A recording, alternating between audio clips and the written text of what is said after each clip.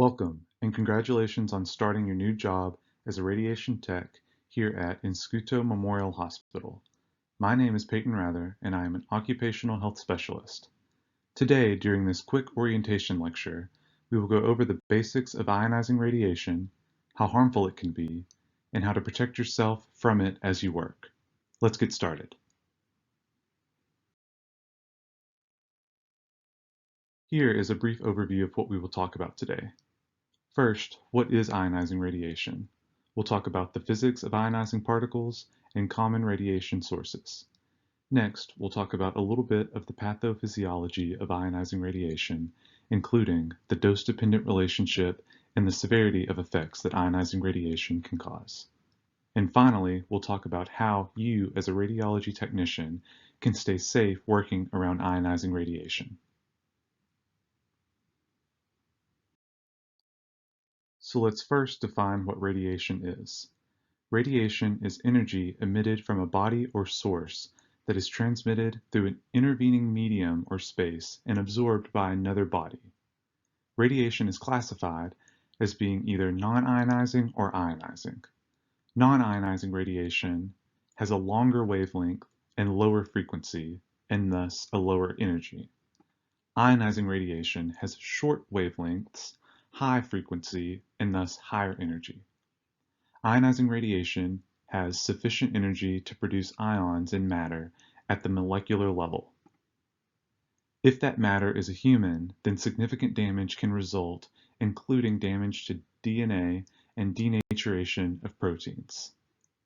This is not to say that non-ionizing radiation cannot cause injury to humans, but the injury is generally limited to thermal damage, such as burns. The most common types of radiation are alpha, beta, gamma, and neutron particles.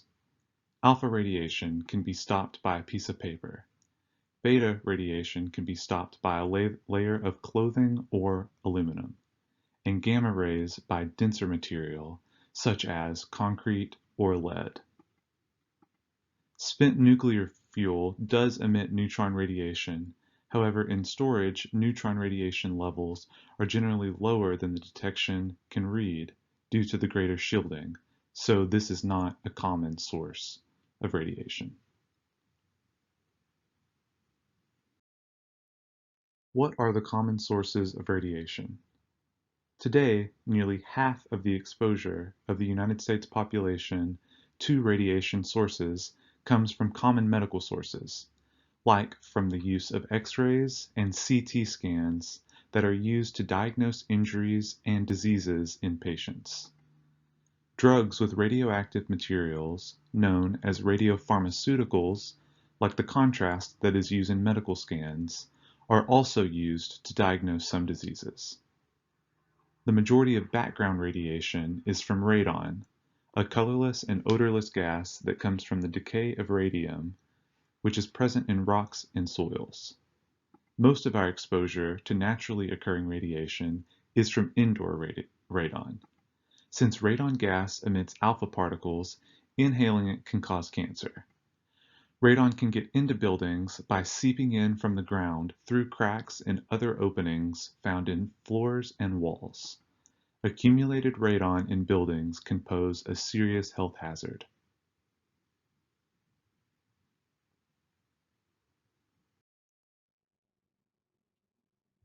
Radiation, be it beta, gamma, or X-rays, just to name a few, can damage living tissue by changing the cell structure and by damaging DNA. The amount of damage that radiation can cause depends upon the type of radiation, its energy, and the total amount of radiation absorbed by the body. Different types of our cells differ in their sensitivity to radiation. Because damage is at the cellular level, the effect from small or even moderate exposure to radiation may not be physically noticeable, and most cellular damage is automatically repaired by our body's cell systems. Some cells, however, may not recover, and this can lead to cancer formation in the body. Radiation exposure has a dose-dependent relationship, meaning the higher the amount and the longer the amount of time you are exposed to radiation leads to increased effects and chances of developing cancer and other related health problems. As we will discuss more on the next slide, a lot of work has been done to standardize the amounts of radiation that workers can be exposed to in order to make sure the workplace is as safe as possible.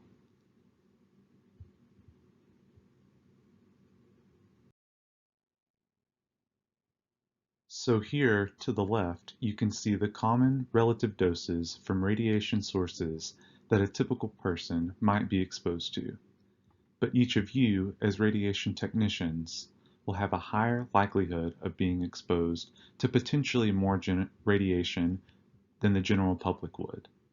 So it is especially important to track how much radiation exposure you are exposed to in order to keep you safe. The chart to the right lines out the NCRP dose limits. The type of radiation you will primarily be exposed to is not the primary radiation beam itself, but rather the scatter exposure from the primary beam.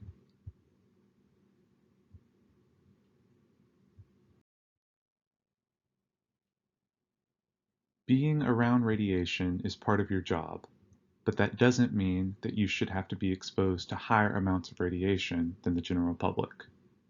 Here at Inscuto Memorial Hospital, we have taken every precaution to ensure your safety. As a technician, you will never be in the room where the radiation is being emitted, and the walls of radiation rooms are shielded to ensure that all radioactive particles will stay in the room and will not be able to leak out. In addition, when at work, you will wear a radiation monitor to ensure you are not exceeding the daily, yearly, and lifetime maximum radiation exposure limits. Technicians will also wear shielding devices such as lead aprons, gloves, goggles, and masks for radiation protection whenever necessary. Female technicians should inform their employer if they think they are pregnant to avoid any risk to the baby. There is no consensus on whether a pregnant woman can continue working in radiation areas, but it depends on the circumstances. Some workers are exposed to very low levels and do not have to change their work responsibilities, but a pregnant employee should discuss the risk with her employer as soon as possible in order to prevent any unnecessary damage to the baby.